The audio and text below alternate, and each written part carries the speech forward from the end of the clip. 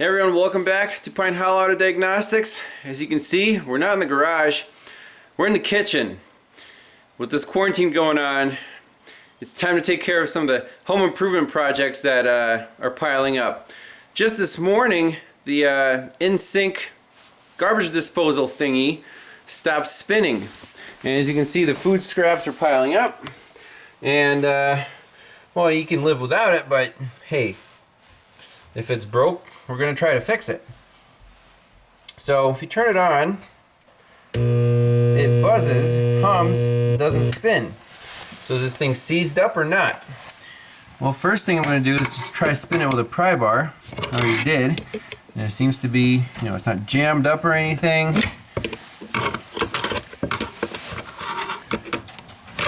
So not a mechanical problem. However, if we turn the switch on, try to spin it,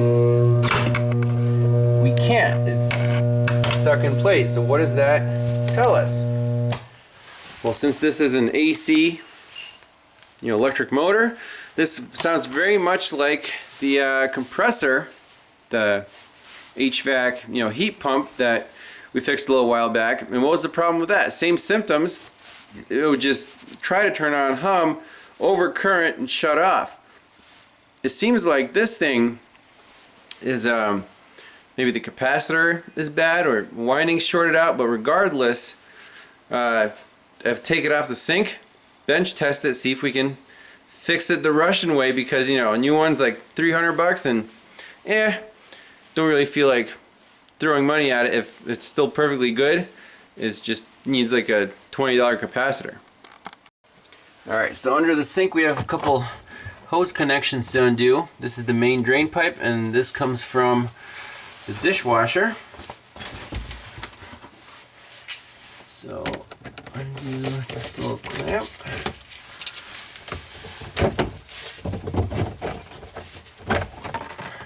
And I have a oil drain pan set up here. Catch any drips.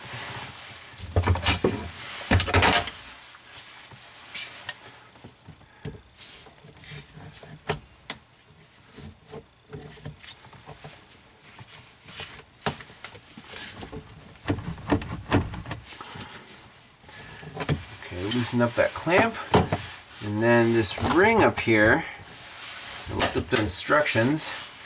Apparently you jam in a swivel round instrument and just turn it, and this thing should just fall down. Sure enough it does. And it's pretty heavy, it's probably full of water.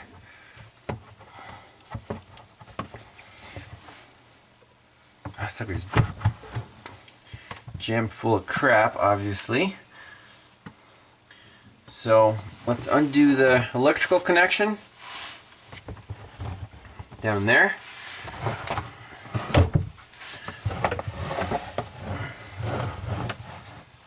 And then see what's going on with this thing. So from up top,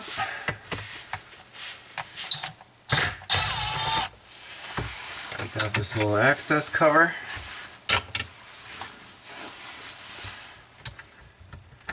Take off the little pinchy thing.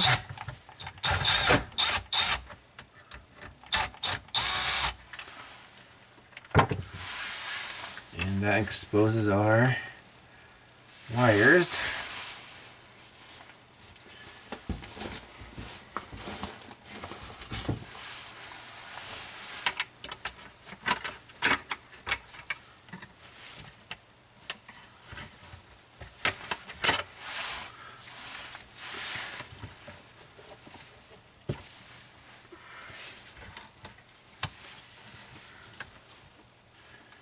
And then our ground connection.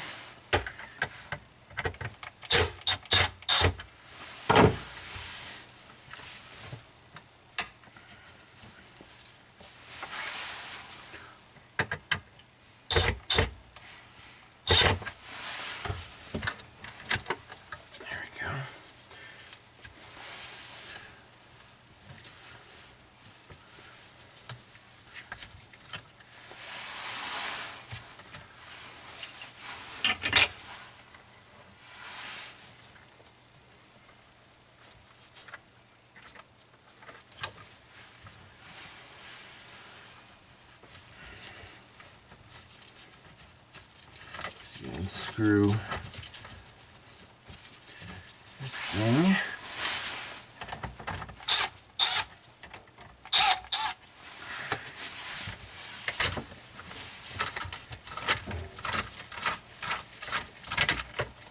Just pull the whole wiring mess out. Separate the leads. I like to cap these guys off, especially the hot wire, just in case.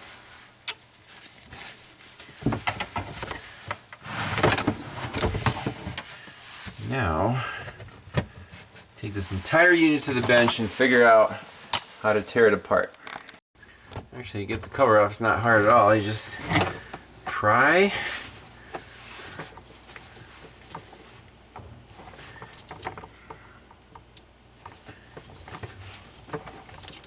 There's the seal. There's the ring.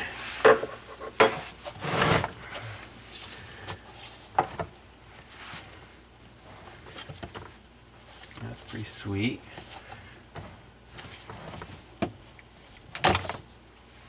Okay.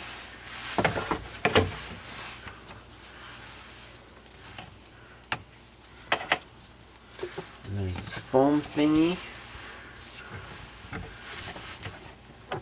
I just want to get the entire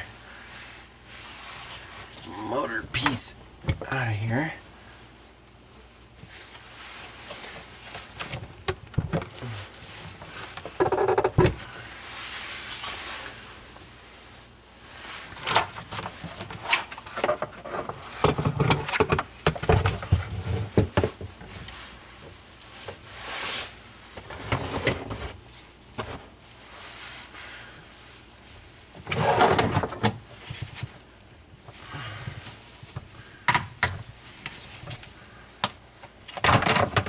Okay.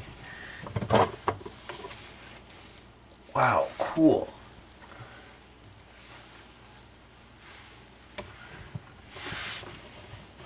So that's the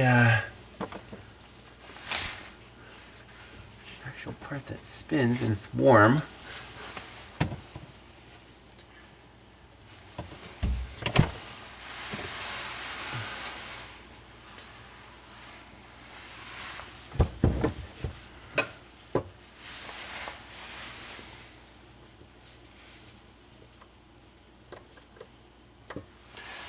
Then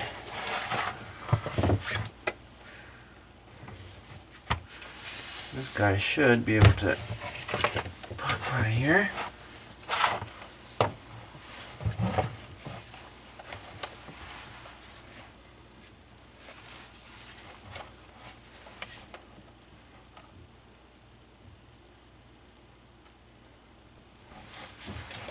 And all there is a couple little bits on the inside.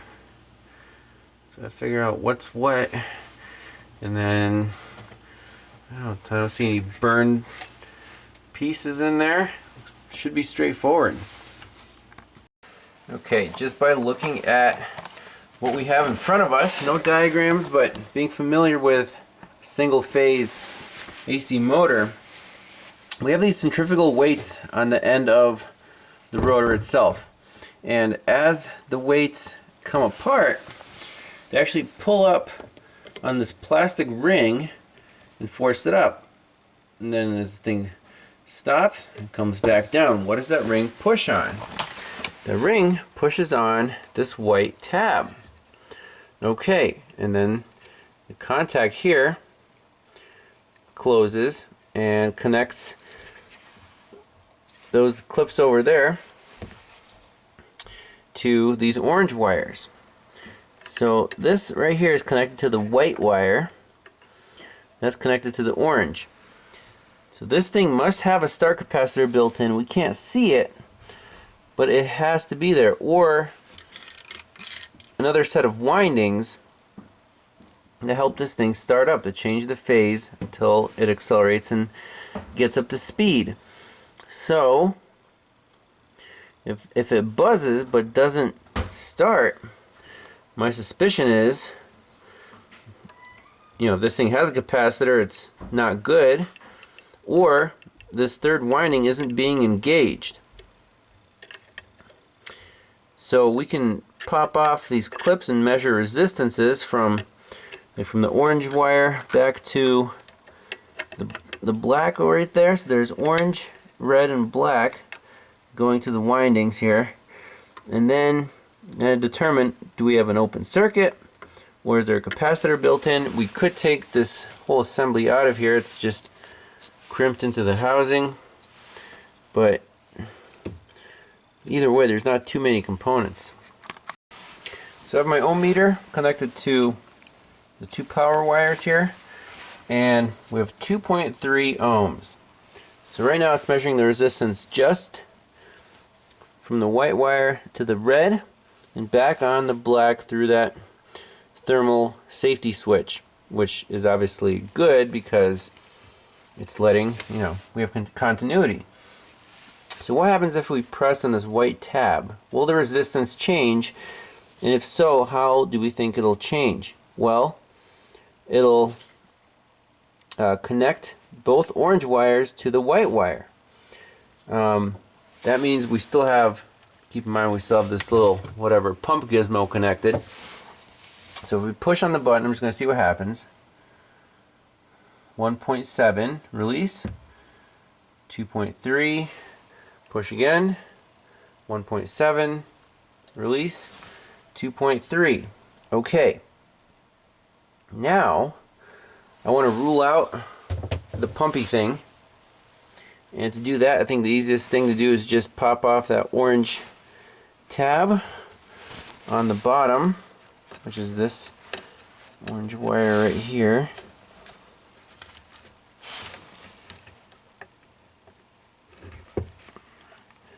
Let's see if we can do that with one hand. Oh, it's like a double plug. Well, I guess we can unhook the top wire from the bottom wire. And do that off camera. I just want to connect the main windings here and disconnect this guy. Alright, so now I have the,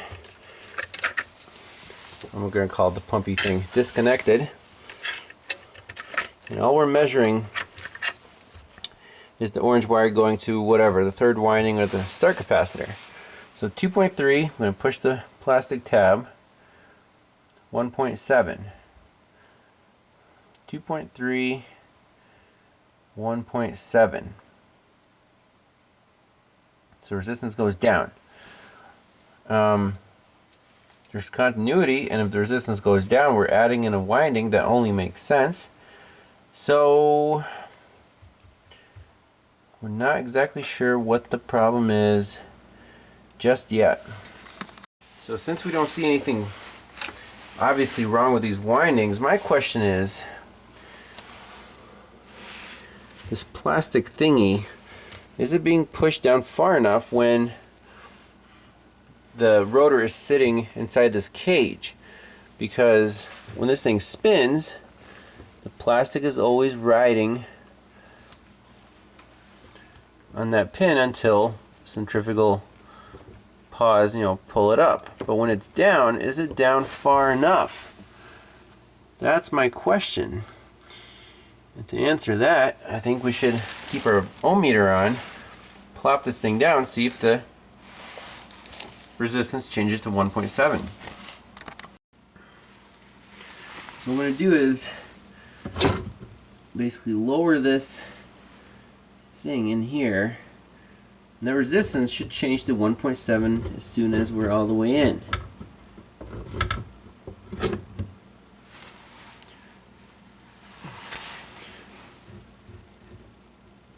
Let's see, 2.4,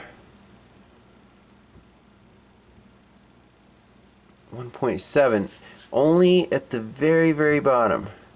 As soon as I'm a millimeter up, we're at 1.4. So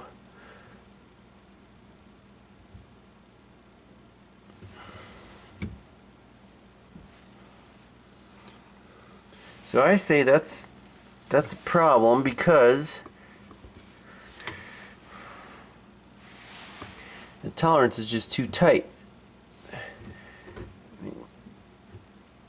2.4, 2.4, 2.4, 1.7. I don't like that. Basically, if you put any weight on this,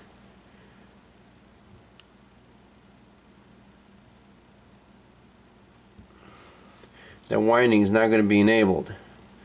So I hope that's our issue. We need to figure out how to maybe lift that little tang up, maybe bend it down so it touches, you know, earlier, and hopefully fire this thing up. Now my question is, are there supposed to be bolts holding the two halves of the motor together? It would only make sense. There's threaded holes here. There's holes down here, but remember we just took it apart and it like came out. I think if we had actual bolts pulling this thing together, the lip would go in further and the thing would actually push that tab down far enough. This is nuts. Where are our screws? You can see the windings are shaped so that the screws come up right through here into there. So this is the craziest thing. And we've never touched this disposal. It's been here for since the house was built, I think like 15 years ago. The mysteries. That blows my mind. So anyways, I don't know where those bolts went or if they were even installed at the factory. This thing might have been just held on by, you know, some kind of magic pressure when they put the thing together. Didn't install the bolts and it worked for like 15 years. But I want to install the bolts. So let's measure the distance between, you know, the bolt needs to be from the bottom here all the way through into the top part of our housing. So let's get a measurement of length. So that's 20 centimeters. You want at least 13. Let's see here. That's nice and straight. So at most 13 centimeters and at least 12. Okay. And I'm going to find out what the thread is on these little holes right here. Get this thing put back together. It should work. So I found a bolt that threads nicely into these holes. It's not a metric thread. It is a 1024. So 24 threads per inch, and I don't know what the 10 stands for, but this tap goes into the hole nicely, so that's definitely the right thread. We just need a bolt that's long enough in this thread, so I have to go to the hardware store because all I have is metric alternator bolts and they're not long enough anyways. I'm fixing your garbage disposal. I have a lot of garbage to dispose. Apparently it was missing 4 bolts right from the factory, and then it separated, and then it stopped making contact to the switch. So I didn't actually break it. Well, technically no. I don't know how it worked without the bolts for 15 years. That's a good question. So, time for a trip to the hardware store. Alright, back from Home Depot. The only thing they had that was gonna work was this 3-foot 10 by 24 rod, and it is the right thread. So I have the whole assembly here, and if we take the stator part off, the rod threads pretty well into these holes. So what we're going to do is cut it to the right length. A whole bunch of nuts and lock nuts, so we'll just make it work, screw it together. This thing should be perfect. Alright, so the game plan is to screw in the rod. as far as it'll go, and then double up a couple nuts.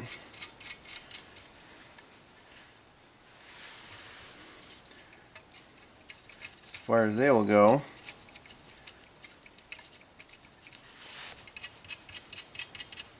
And then just cut the rod and keep going.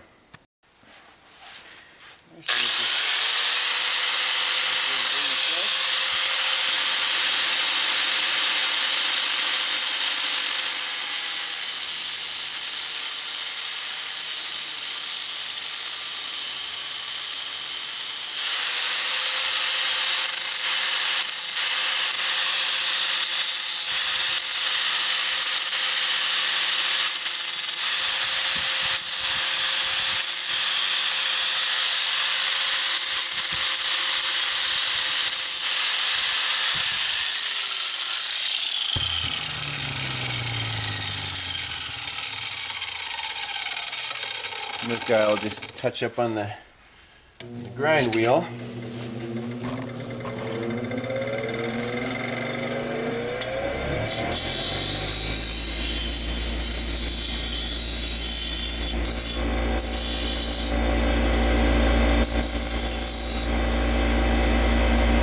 see if it threads into the next hole.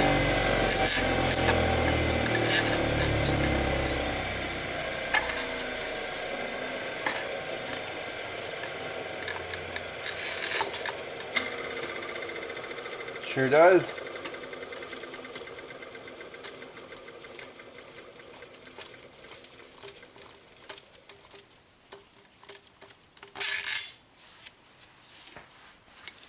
So we'll repeat the same process here.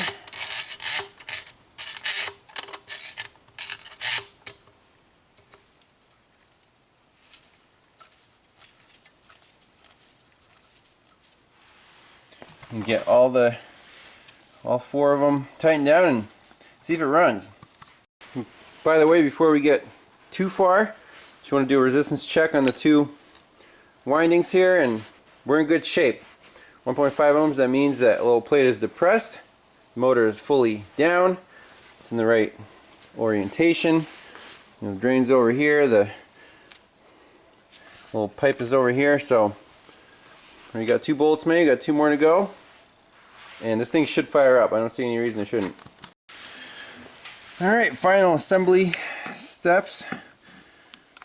This little guy hooks onto the main, kind of piggybacks off the main assembly. Make sure the wires are tucked in.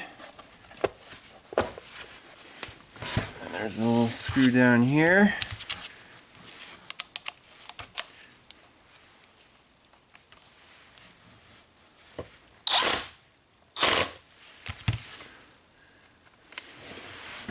Alright. The last piece is this top collar and a little spring clamp for the side drain. We'll put that on there.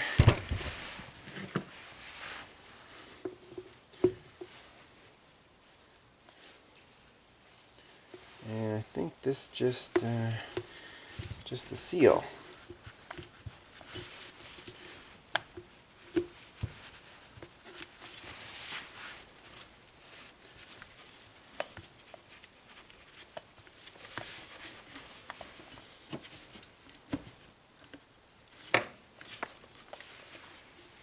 So the collar can spin. So this thing's ready to mount up. All we need to do is connect the wires and let her rip. See if it actually spins. Alright, it's installed. Moment of truth. Yay! Ooh, nice and quiet too. What do you think? What's next on the list? I have no words. Well, next project is going to be this under cabinet lighting, which intermittently does not work. But let's try this out and install our special little bottle. Okay.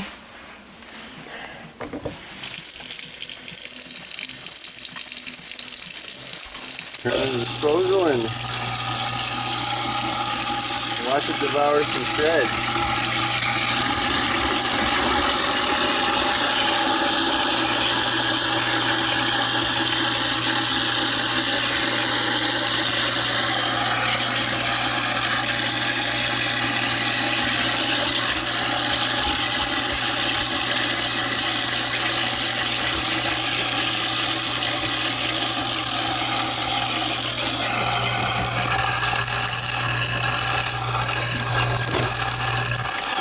Sweet. Well, almost no parts required. Just $5. Good as new. Save 300 bucks. We'll try to keep this trend going. All right, thanks all for watching. See you next time. Bye-bye.